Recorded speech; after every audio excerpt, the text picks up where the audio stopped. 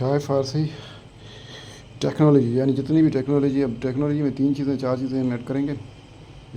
इसके अलावा इसमें और रिव्यू नहीं देंगे। जैसे मैं ज़्यादातर सारी चीज़ों का रिव्यू देता होता हूँ ना, जो भी चीज़ लाता हूँ उसका रिव्यू देता हूँ। जैसे मैंने पिछले शाय फारसी रिव्यूज़ में केटल्स का रिव्यू दिया था, तो अभी ये ऐसी चीज़ें हमने बिल्कुल इसके अंदर नहीं डालनी। अब हम शुरू करते हैं कंप्यूटर से। ये कंप्यूटर तकरीबन मैं 20 साल से ज़्यादा अर्सा हो गया, उसके बाद फिर से स्टार्ट कर रहा हूँ। पहले भी कोशिश की थी लेकिन नाकाम हो गया था। तो चलें आते हैं असल बात के ऊपर। तो असल बात ये है कि इसके अंदर वायरिंगें होंगी जो कि आपने यहाँ लगानी है, पावर वाली आपको समझ आ जाएगी यहाँ लगानी है। और सीपीयू की भी ऐसे ही होगी। अगर ऐसी एलईडी आपके पास नहीं है, ये देखें टीसीएल की, तो ये नॉर्मल वाला यूनिट है आपका मॉनिटर या एलईडी या एलसीडी, जो भी आप इसको कहते हैं, ठीक है।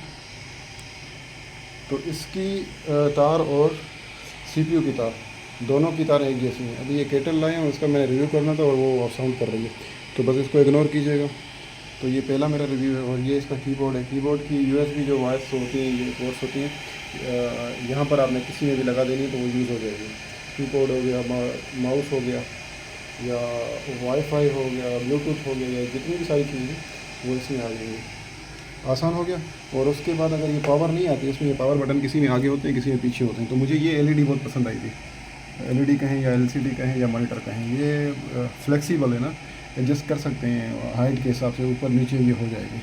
तो ये यहाँ पर पाकिस्तान में यूज़ में आ रही हैं।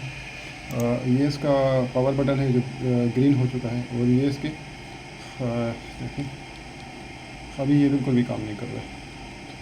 अब क्या रीज़न है नहीं पता कि ये क्यों काम नहीं कर रहा है। इसके अंदर अपना स्पीकर नहीं है, ठीक है। अगर हो सकता है आपके पास स्पीकर वाले हों या स्पीकर उसके साथ टच हो, तो ये बटन्स हो सकता है कीज़ यूज़ हो जाए।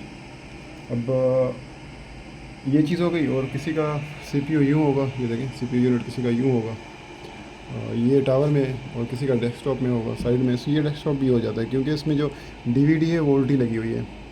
अब मैं इसको पूछना पड़ेगा किसी हार्डवेयर वाले से कि इसको मैं डेस्कटॉप की तरह रख सकता हूँ या ये टावर की तरह यूज़ करूँ।